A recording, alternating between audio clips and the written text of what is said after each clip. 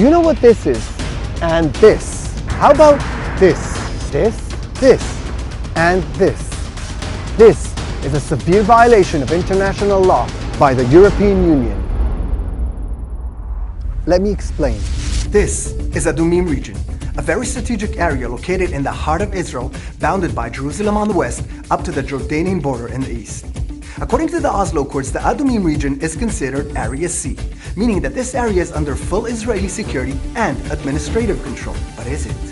The EU, being a witness of the Oslo Accords, has been grossly ignoring their own signature by paving unauthorized roads and building over 1,000 illegal structures in this region alone in the past 5 years. Buildings that have no permits or legal zone, some built on designated nature reserves, and with a complete disregard to Israel's vocal disapproval. Illegal construction that is taking place in the territories by the EU. Not only this, but these illegal structures are splendidly ornamented with the EU flag and supervision, as if saying, don't mess with us. We're the EU. We've got diplomatic immunity. Of course, this is also a violation of international law, the principle of non-intervention. United Nations Charter, quote, "Nothing contained in the present charter should authorize the United Nations to intervene in matters which are essentially within the domestic jurisdiction of any state." But to whom are they providing these illegal houses? To the Arab Palestinians? No, to the Bedouins.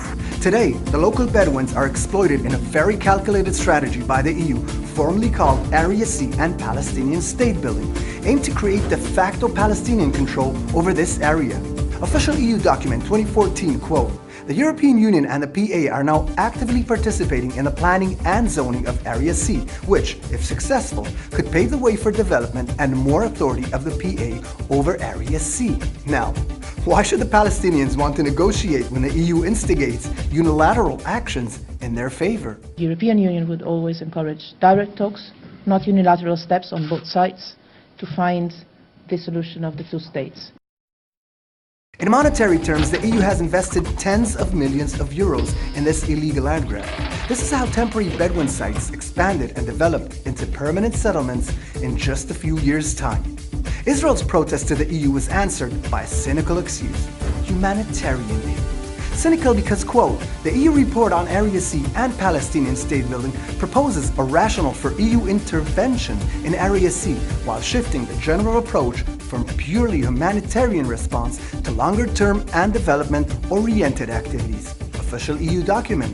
But primarily cynical because Israel proposed and prepared the plots to establish towns and villages for the Bedouins in this region with access to tap water, electricity, health, and educational facilities. I mean, where would you rather live? Here or build a permanent home here? But guess what? It was again cynically rejected by the EU. Conclusion, ladies and gentlemen, the EU is aware of its own illegal activities. The EU is aware of Israel's humanitarian proposal. It also contravenes its own signature of the Oslo Accords.